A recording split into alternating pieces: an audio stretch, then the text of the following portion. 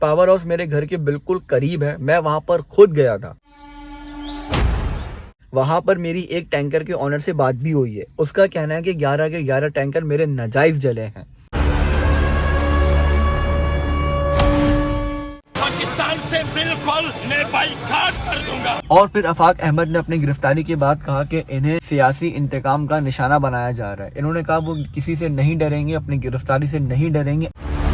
अस्सलाम वालेकुम। आज हम एक ऐसे माफिया के बारे में बात करेंगे जिसके दिल में जो आए वो करता है। उसका दिल चाहे किसी का कीमा बना दो तो वो कीमा बना देता है। उसका दिल चाहे किसी की बोटियां बना दो तो वो बोटियां बना देता है।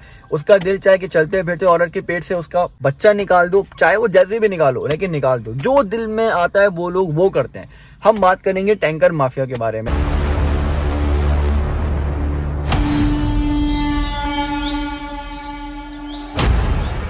रात गए जाए हादसा पहुंचे, हुकूमत को धमकियां दी और गिरफ्तार शहरियों की हवालगी का मुतालबा करते हुए पाकिस्तान के बॉयकॉट का ऐलान कर दिया। पाकिस्तान से बिल्कुल मैं बाइकाट कर दूंगा।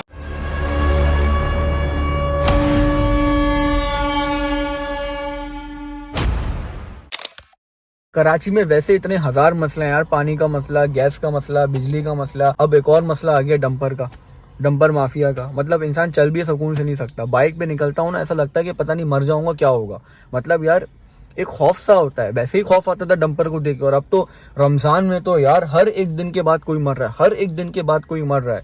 मतलब हद हो गई थी यार कसम से। अभी जो एक औरत के साथ हुआ था कितना खतरनाक हुआ था यार, जिस पर जफर अब्बास ने भी ठीक ठाक आवाज उठाई थी। बहुत शोर कर रहा हूँ अकेले, डंपर मार रहे हैं लोगों को, ट्रॉलर मार रहे हैं लोगों को, टैंकर मार रहे हैं लोगों को। मियाँ बीवी और 8 महीने पूरे हो चुके थे, 9वां महीना आधे पे था। प्रेग्नेंट बीवी को टायर में रौंद दिया। कि मतलब यार एक प्रेग्नेंट औरत के पेट से बच्चा निकल गया, इससे ज्यादा बुरा कुछ हो सकता है? तीनों के तीनों मर गए यार। मतलब कितनी तकलीफ में होती है एक औरत। उसके बावजूद ये दर्द तो ऐसा है कि इसके ऊपर कोई अल्फाज बनते ही नहीं है। मतलब यार जिनके पास बाइक है ना और वो बाइक पे सफर करते हैं, जो लड़कों से पूछो, इनमें ज्यादातर लड़के तो मर रहे हैं।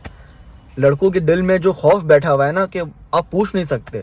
क्योंकि यार लड़कों को काम पे जाना पड़ता है, बाइक पे तो जाते हैं लड़के, और किस पे जाते हैं। अभी 1-2 दिन पहले पावर हाउस पे एक एक्सीडेंट हुआ था, ठीक है, जिसमें 11 टैंकर को आग लगा दी गई थी। ठीक है, पावर हाउस मेरे घर के बिल्कुल करीब है, मैं वहां पर खुद गया था। ठीक है, मैंने बहुत सारी वीडियोस भी बनाई है, मैं तुम लोगों के साथ शेयर करूंगा। ठीक है, वहां पर मैं खुद गया था, 11 टैंकर को जलाया। वहां पर मेरी एक टैंकर के ऑनर से बात भी हुई है। उसका कहना है कि 11 के 11 टैंकर मेरे नाजायज जले हैं। मैं वहां पर खून के आंसू रो रहा था। यकीन करो, जो लोग बहुत ही ज्यादा सेंसिटिव है ना, वो इस दर्द को हद से ज्यादा सीरियस ले लेते हैं। मैं उनमें हूँ। ठीक है यार, डंपर का चढ़ जाना एक इंसान के ऊपर, उसका कीमा बन जाता है यार। उसके घर वाले उसके दिमाग को, उसकी बोटियों को ऐसे टुकड़ों में उठा के शॉपर में डाल रहे होते हैं। पूरे रमजान, पूरे साल तुम लोगों ने पता नहीं डंपर के नीचे कितने लोगों को ले लिया, कितने घर को उजाड़ दिया, कितने जवान लड़कों की जिंदगी तबाह कर दी, पता नहीं क्या क्या तुम लोगों ने कर दिया। कराची की आवाम सिर्फ देख रही थी, घरों में बैठ के रो रही थी खून के आंसू। और तुम लोग इतने ज्यादा इन्वॉल्व हो गए थे इन चीजों में, पता नहीं तुम लोगों को किसने बोला है कि कराची की आवाम को जाके कुचल दो। और जब आपके 11 डंपर जल गए तो आप आग बगोला हो गए। आप कह रहे हो बाइकआउट करूंगा, आप अपने गन असला के साथ आ गए on the spot power house पर। पाकिस्तान से बिल्कुल मैं बाइकाट कर दूंगा। लियाकत महसूद डंपर नजर आतिश वाकयात पर आपे से बाहर हो गए। डंपर जलाने वालों को दहशतगर्द का नाम दिया। यार उस वक्त आप कहाँ थे जब आप अपने डंपर के नीचे लोगों को ले रहे थे? उस वक्त तो आपका कोई भी स्टेटमेंट नहीं आया। उस वक्त तो शायद आपको कोई जानता ही नहीं था, मैं भी नहीं जानता था आपको। और अभी आप आ गए। मतलब एक जान ज्यादा कीमती है कि आपका डंपर ज्यादा कीमती है? और आपने पता नहीं कितनी जानें ले ली हैं भाई। मैंने खुद अपनी आंखों से इतनी दफा देखा है। तुम लोग शाम को, रात को, सुबह तो मैंने ज्यादा देखा है। तुम लोग बिल्कुल स्पीड में जा रहे होते हो, और एक नहीं 2-3 जा रहे होते हो। अब समझ में आया, तुम लोग रेस लगा रहे होते हो। एक के पीछे एक डंपर फुल स्पीड में जा रहा होता है। कम से कम भी उनकी स्पीड 50 होती है और मैक्सिमम 60-70 होती है। और इतने कम उम्र के ड्राइवर हैं तुम्हारे, 20 साल के, 22 साल के, 17 साल के, 18 साल के, और वो भी चरसी मवाली जिनकी नींद भी पूरी नहीं हुई हुई। इतनी दर्दनाक तरीके से तुम डंपर के नीचे लोगों को मार रहे हो। कराची की आवाम तुम्हारी डंपर नहीं जलाएगी तो और क्या करेगी? उस पर तुम इतने आग बगोला हो रहे हो, तुम बाइकआउट करोगे।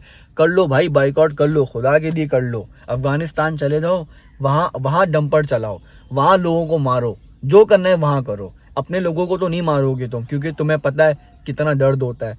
लेकिन यहाँ तो तुम्हारे लोग ही नहीं है ना, सारे कराची वाले महाजिर हैं, तुम उनको मार दोगे। मैं सुबह ही सुबह पावर हाउस गया, ठीक है, मैंने वहाँ पे एक डंपर के ऑनर से बात की, वो कह रहा है सारे नाजायज जले। मैं उससे पूछ रहा हूँ भाई कैसे नाजायज जल गए, कैसे? कह रहा है यार किसी एक को नहीं मारा, एक औरत को हिट किया था। मैंने कहा हिट किया था ना, अब कराची की आवाम तो पागल हुई हुई है, अब तुम चाह रहे हो तुम दोबारा किसी को जान से मारो, उसके बाद तुम्हारे डंपर को जलाया जाए, तो फायदा? इतनी स्पीड से आओगे, खुद वीडियोस देखिए यार मैंने कैसे बाइक वालों को उड़ाया है। या तुम पहले मारोगे फिर जलाएंगे, वो तो हम कब से सह रहे थे कि तुम मारे जा रहे हो, फिर जा रहे हैं तुम्हारा डंपर। लेकिन अब क्या, तुम दोबारा किसी को मारोगे फिर हम जलाएंगे, फायदा क्या है यार? कराची के आवाम ये थोड़ी ना सोचेगी कि डंपर वाले की गलती थी या वो थी, वो तो बिल्कुल पागल हुई हुई है, उनके दिल और दिमाग में खौफ बैठा हुआ है। और वो खौफ किसने बैठाया? तुम लोगों ने खुद बैठाया है। हर चीज़ का एक नेगेटिव इम्पैक्ट तो पड़ता है। अब मैं ये नहीं कह रहा कि 11 के 11 डंपर जो तुम्हारे जले हैं वो सारे जायज़ जल गए होंगे, मानता हूँ कुछ नाजायज़ भी जले होंगे, तुम्हारा नुकसान भी हुआ होगा, लेकिन अब तुम एक इंसान का डर तो समझो।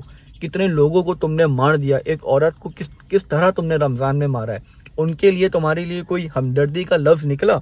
एक लफ्ज़ तुम्हारे दिल से ज़बान से नहीं निकला हमदर्दी का। तुम यही बोले आ रहे हो कि मेरे टैंकर डंपर जला दिए नाजायज, मैं बाइकआउट करूंगा, तुम असले की नुमाइश कर रहे हो, उल्टी सीधी बातें कर रहे हो, मतलब तुम इतने बड़े माफिया हो यार, तुम्हारे पीछे कौन लोग हैं? देखो गवर्नमेंट चाहे कुछ करे नहीं करे, अब कराची की आवाम कुछ ना कुछ तो करेगी ना, उनसे जितना होगा।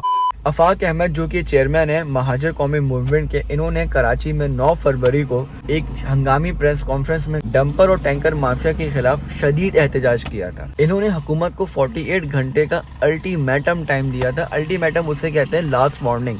इन्होंने इन अरसे का टाइम देते हुए कहा कि इनके खिलाफ डंपर और टैंकर के खिलाफ कार्रवाई ना की इन अरसे में तो वो सख्त अमल इख्तियार करेंगे। और इन्होंने ये भी कहा डंपर और टैंकर माफिया ने इंसानी जिंदगियों को खतरे में डाल रखा है। और फिर उसी दिन अफाक अहमद को गिरफ्तार कर लिया गया इन इल्जामात के ऊपर कि इन्होंने आवाम का साथ दिया है जलाओ घेराव में, दहशत गर्दी में, जबकि ऐसा नहीं था। आवाम डंपर जला रही थी, एहतजाज कर रही थी, क्योंकि ये ज़रूरी है भाई। और देखो अभी भी ये सारी चीज़ें हो रही हैं, क्योंकि ये होगा जब ही तो ये चीज़ें रुकेंगी, वरना क्या होगा फिर? वरना कुछ भी नहीं होगा, सब अपने घरों में बैठ के रो रहे होंगे। कभी इसकी खबर आ जाएगी कि ये चला गया, उसकी खबर आ जाएगी कि वो चला गया। और फिर एंटी टेररिज्म कोर्ट से इनकी जमानत हो गई। एंटी टेररिज्म कोर्ट उसे कहते हैं जो इस तरह के केस होते हैं ना, बम धमाके, दहशत गर्दी जो सड़कों पे की जाती है, और इस तरह के जितने भी टेररिज्म के रिलेटेड जो केस होते हैं वो इस वाले कोर्ट में जाते हैं। ये कोर्ट आम कोर्ट से अलग होता है। और फिर अफाक अहमद ने अपनी गिरफ्तारी के बाद कहा कि इन्हें सियासी इंतकाम का निशाना बनाया जा रहा है। इन्होंने कहा वो किसी से नहीं डरेंगे, अपनी गिरफ्तारी से नहीं डरेंगे, अपने खिलाफ मुकदमात का अदालत में सामना करेंगे। और यार जितना हो सकता है ना इस चीज के लिए आवाज उठाओ, क्योंकि जितने लोग भी डंपर के नीचे आके मरे हैं ना, उनको भी ये नहीं पता था कि वो मर जाएंगे। वो भी हमारी तरह आपकी तरह घर से निकलते होंगे, काम के लिए जाते होंगे, ऑफिस के लिए जाते होंगे, या यूनिवर्सिटी जाते होंगे, कहीं भी जाते होंगे काम के लिए, और फिर उनको और उनके साथ इस तरह के हादसा पेश आते होंगे।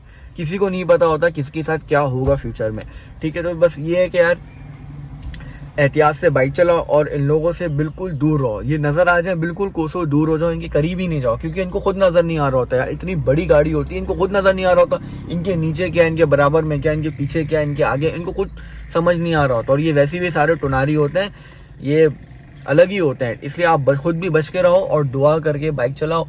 बाकी ये है कि जितना हो सके आवाज़ उठाओ। बाकी कमेंट कर देना, लाइक कर देना, शेयर कर देना इस वीडियो को।